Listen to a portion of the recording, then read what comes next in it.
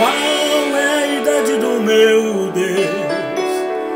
Seu aniversário, que data é?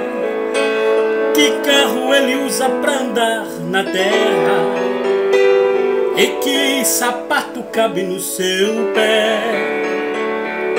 Quantos metros tem a sua casa? E em que faculdade ele estudou? Qual o valor do seu patrimônio? Qual o nome do seu professor? Quem lhe ensinou agronomia? E em direito é muito mais que bacharel. Na palma da mão colhe as águas do mar e chama pelo nome cada estrela do céu. Não, ele não dá a sua glória a ninguém, pois é dono de tudo e tudo ele tem. Não acerta soberbo e ao prepotente, ele faz descer.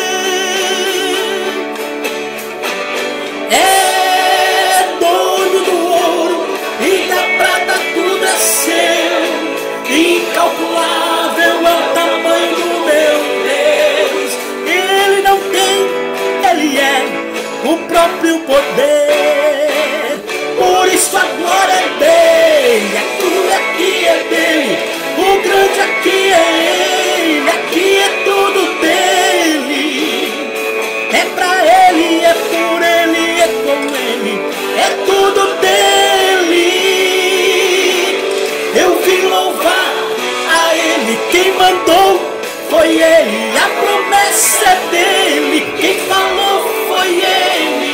E quem não concordar com o que ele faz, vai reclamar com ele.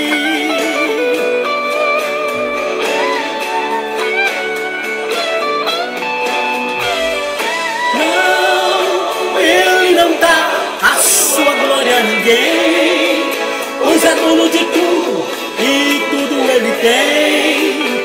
Não aceita soberbo e o prepotente, ele faz descer. É dono do ouro e da prata, tudo é seu. Incalculável é o tamanho do meu Deus. Ele não tem, ele é o próprio poder. Por isso a glória é dele, aqui é dele. O grande aqui é ele, aqui é tudo dele. É por ele, é com ele, é pra ele, é tudo dele. Eu vim louvar a ele, quem mandou foi ele, a promessa é dele, quem falou foi ele. E quem não concordar com o que ele faz, vai reclamar com ele. Por isso louvar a ele, quem mandou